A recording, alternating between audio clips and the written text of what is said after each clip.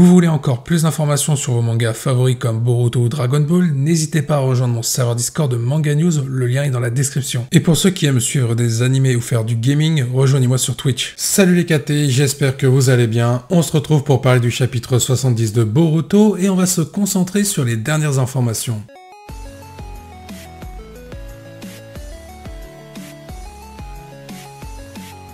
Pour les informations que nous allons voir dans quelques instants, nous allons voir différentes rumeurs, les dates de sortie du chapitre 70, ainsi que les previews qui nous teasent le contenu du chapitre 70 au niveau des enjeux. Concernant les sources, vous pouvez les retrouver dans la description ainsi que leurs liens. Si vous souhaitez aller jeter un œil par vous-même, vous pourrez retrouver par exemple le V-Jump. Sans plus attendre, on passe à ce qui nous intéresse, c'est-à-dire les informations concernant le chapitre 70 et on commence avec les dates de sortie. Les dates de sortie du chapitre 70 de Boruto. Pour les informations officielles comme le titre, la cover et le résumé complet du chapitre 70, tout sera disponible à partir du 15 mai 2022 sur le serveur Discord de Manga News.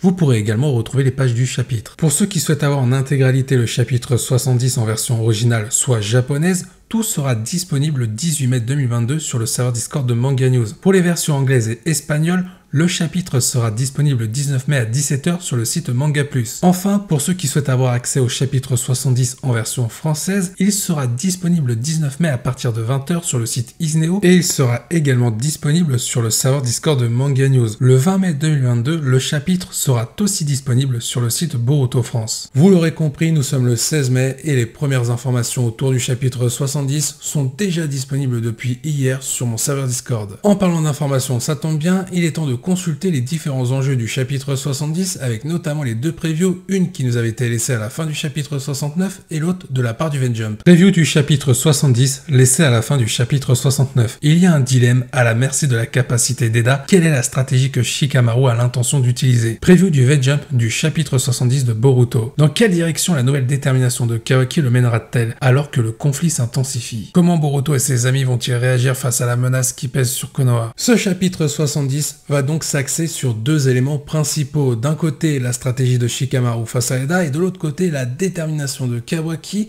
qui va avoir un rôle important par rapport à ce qui va se passer avant l'ellipse. Par ailleurs, il y a pas mal de rumeurs qui viennent renforcer ces previews autour des enjeux du chapitre 70. Je vous propose de voir ça maintenant. Rumeurs sur le chapitre 70 de Boruto. Dans le chapitre 70 du manga Boruto, la discussion entre Shikamaru et Eda va se poursuivre. Shikamaru va probablement essayer de la persuader de changer de camp en échange de la remise de Kawaki. Même si Eda décide de le trahir, Code est maintenant sous son Genjutsu et ne peut lui résister. La relation entre Amado et Eda sera également expliquée. Amado pourrait être le père d'Eda et ce dernier l'a transformé en tant que cyborg afin d'épargner sa vie. Kawaki ne tardera pas à découvrir ce qui se passe dans le village. Finalement, il réussira à passer les défenses de Sumire et se présentera au combat. Rumeurs sur le chapitre 70 de Boruto. Le chapitre 70 reprendra la fin du chapitre 69 avec l'échange entre Eda et Shikamaru. La proposition de Shikamaru sera exploitée au début du chapitre 70. Eda devrait réfléchir sérieusement à cette proposition, mais sa relation avec Amado risque de compliquer le plan de Shikamaru. Par ailleurs, ce n'est qu'une question de temps avant que Kawaki ne comprenne l'agitation dans le village. Il échappera à la surveillance de Sumire et apparaîtra sur le champ de bataille. Il est le seul à pouvoir inverser le cours de la bataille car il est le seul à être immunisé contre Eda. Rumeurs sur le chapitre 70 de Boruto. Ce chapitre 70 mettra à l'honneur Shikamaru et sa stratégie visant à retourner Eda contre Code. Par ailleurs, Boruto et Sasuke interviendront pour soutenir Shikamaru. L'élève et le maître se retrouveront donc face à Eda et Code. Naruto sera également de la partie. Concernant Kawaki, même si Naruto ne l'a pas informé sur la situation actuelle de Konoha, il devrait intervenir à la fin du chapitre 70. Toutefois, ces actions de Kawaki ne seront pas totalement bénéfiques à Konoha. Comme les informations officielles viennent de le dire ainsi que les rumeurs, le chapitre 70 va donc se porter sur les deux enjeux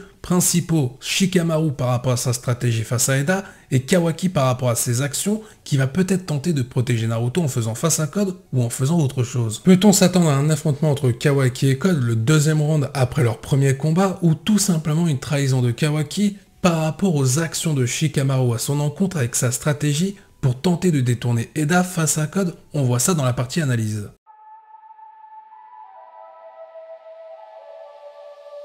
Déjà, parlons de la proposition très risquée du personnage de Shikamaru, avec comme monnaie d'échange le personnage de Kawaki. Eda pourrait être tenté par la proposition de Shikamaru, mais on se doute bien que Code ne va pas laisser faire ça. Mais comme c'est dit avec les rumeurs et comme on pourrait se le douter, Eda pourrait toujours avoir sous l'emprise le personnage de Code qui a déjà été piégé par son Genjutsu.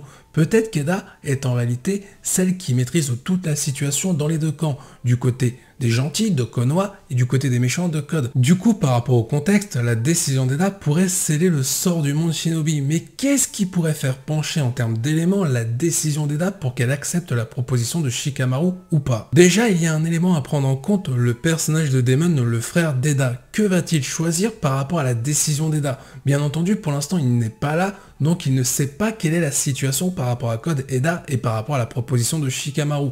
Et on sait clairement que par rapport à Eda, c'est Damon qui accepte les décisions de sa sœur. Donc si Eda va du côté de Code ou du côté de Konoha, Damon suivra. Surtout qu'on a vu son comportement dans les chapitres précédents. Il a dit clairement à Code que s'il faisait quelque chose contre sa sœur, il s'en prendrait directement à Code. Donc on voit clairement que c'est Damon qui suit les décisions d'Eda et pas Eda qui suit Damon. Au final, prendre en compte le personnage de Damon pour la proposition de Shikamaru, ce ne serait pas un élément négatif, ça n'irait pas contre sa proposition par rapport à la décision d'Eda. Mais il y a un élément qui peut tout chambouler, c'est le personnage d'Amado. On sait qu'Eda a la haine envers lui, alors est-ce qu'elle s'allierait à Konoha en étant aux côtés d'Amado? Pas sûr. Comme plusieurs rumeurs l'expliquent et comme je l'ai évoqué précédemment dans cette vidéo, Eda pourrait donner sa décision à Shikamaru et refuser la proposition de Shikamaru en expliquant qu'elle ne s'alliera jamais à Konoha à cause d'Amado, à moins que peut-être une contre-offre en disant à Shikamaru « je veux bien m'allier à Konoha, mais il faut sacrifier le personnage d'Amado et ensuite je vous aiderai ». On pourrait avoir une proposition, une surenchère d'Eda pour accepter la proposition d'origine de Shikamaru. Mais bien entendu, Amado ne serait pas d'accord par rapport à cette négociation. Déjà, ce qui va être très intéressant à suivre dans le chapitre 70 et dans les futurs chapitres, c'est le fait d'expliquer la nature de la relation entre Amado et Eda. Pourquoi Eda a la haine envers Amado et qu'a fait Amado envers Eda. Mais il y a un autre point qui peut être très intéressant à nous présenter dans le chapitre 70, ce sont les choix de Shikamaru, sa mentalité. Admettons qu'il y a de la négociation entre Eda et Shikamaru. On pourrait voir les choix de Shikamaru, sa mentalité, sa vision des choses par rapport à des dilemmes. D'un côté, il sacrifie Amado, mais il sauve Konoha, mais de l'autre côté, s'il décide de sauver Amado, il risque de condamner Konoha. Que pourrait choisir Shikamaru? N'oublions pas que jusqu'à maintenant, Shikamaru a toujours fait des choix et pris des solutions pour le village de Konoha, notamment à l'égard de Kawaki, alors que Naruto n'était pas d'accord avec les décisions de Shikamaru. De plus, n'oublions pas que dans les chapitres précédents, et notamment le chapitre 68, Shikamaru avait de moins en moins confiance par rapport à Amado et ses actions à l'égard de Kawaki. Là, vendre Amado pour sauver Konoha, Shikamaru pourrait prendre cette solution. En plus, il y a un autre élément qu'on oublie souvent de prendre en compte, c'est par rapport aux objectifs de Code. Code a besoin d'Amado vivant, retenez bien le terme vivant, pour que Code puisse récupérer sa pleine puissance en retirant son limiteur grâce à Amado. Mais si Amado se fait tuer, Code ne pourra jamais récupérer sa pleine puissance. C'est peut-être une solution qui pourrait garantir la victoire de Konoha. Imaginez 2 minutes car on sait qu'Eda est quelqu'un de très intelligente et en plus de ça, elle bénéficie de caractéristiques qui l'avantage. Elle pourrait faire une offre à Shikamaru. Comme elle a la haine envers Amado, elle pourrait expliquer à Shikamaru comme ils veulent empêcher que Code récupère sa pleine puissance, on tue Amado et en plus de ça, je m'allie à Konoha avec vous pour affronter Code par la suite. En termes de proposition, Shikamaru ne serait pas sûr de refuser. Maintenant, nous allons parler du personnage de Kawaki par rapport à ce qu'il pourrait faire dans le chapitre 70. On l'a vu dans le chapitre 69, on sent qu'il est déterminé à réaliser quelque chose, mais on ne connaît pas ses objectifs ni même ses ambitions. Est-ce qu'il va vouloir terminer le travail par rapport à Naruto, c'est-à-dire éliminer Boruto à cause de Momoshiki? Il est important de comprendre que maintenant les actions de Kawaki sont déterminées non pas par rapport à son lien fraternel avec Boruto, mais bel et bien par rapport à son obsession à vouloir protéger Naruto quoi qu'il arrive. Donc peut-être que Kawaki va vouloir s'en prendre à Boruto, mais juste avant s'en prendre à Code pour obtenir ce qu'il souhaite, écarter toute menace de Konoha venant du personnage de Code. On rappelle qu'il aurait dû gagner son combat si Damon n'était pas intervenu malgré la volonté de Damon, car on rappelle que Code a utilisé surtout la capacité de Damon pour vaincre Kawaki. Peut-être que là on aura le droit à un rematch pour que Kawaki l'emporte sur Code. Sauf qu'il y a un problème, si Kawaki tente d'attaquer Code, Kawaki aura certes comme avant l'avantage sur Code, car il est plus puissant que Code, qui n'a toujours pas récupéré sa pleine puissance par rapport à son limiteur.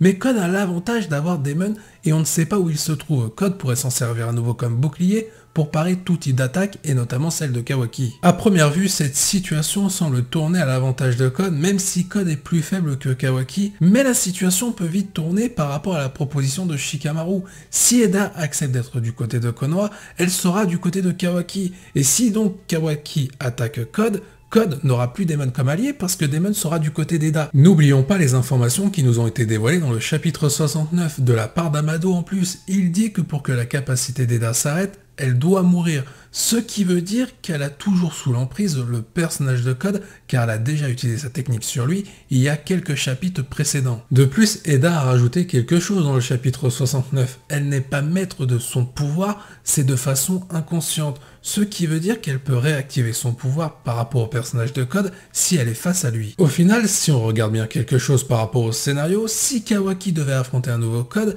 il aurait l'avantage par rapport à la proposition de Shikamaru si Eda accepte celle-ci, car cette fois-ci, Code n'aurait plus Daemon pour se protéger de Kawaki. Sur le court terme, la proposition de Shikamaru pourrait être favorable à Konoha. Kawaki pourrait gagner face à Code avec d'autres shinobi qui pourraient l'aider comme Naruto, Boruto, Sasuke, avec l'aide d'Eda et de Daemon grâce à la proposition de Shikamaru, mais le souci, c'est que sur long terme, ça peut se retourner contre Konoha et contre Boruto. Admettons Kawaki veut éliminer toutes les menaces autour de Naruto en s'en prenant à Boruto. Cette fois-ci, Eda et Daemon seront face à Konoha. Cette théorie s'appuie notamment sur ce que dit la deuxième partie de la preview du V-Jump, comment Boruto et ses amis vont réagir par rapport à la menace qui pèse sur Konoha. De quelle menace parle-t-on? Momoshiki dans Boruto, de Code ou alors de Kawaki, une menace en préparation? Terminons sur un point très important que personne ne pense. Kawaki a dit il y a plusieurs chapitres qu'il était prêt à tout pour obtenir de la puissance afin d'être capable de protéger Naruto. Ce qui veut dire qu'en héritant du Kamadishiki Otsutsuki, il a peut-être hérité de l'emplacement du Jubi. Pour faire court, si Kawaki tue Code, la menace actuelle, pour devenir la nouvelle menace, Kawaki pourrait reprendre la même quête de puissance que le personnage de Code par rapport à Jubi. Si un scénario comme cela devait se réaliser, on aurait pas mal de réponses sur ce qui pourrait amener aux événements de l'ellipse.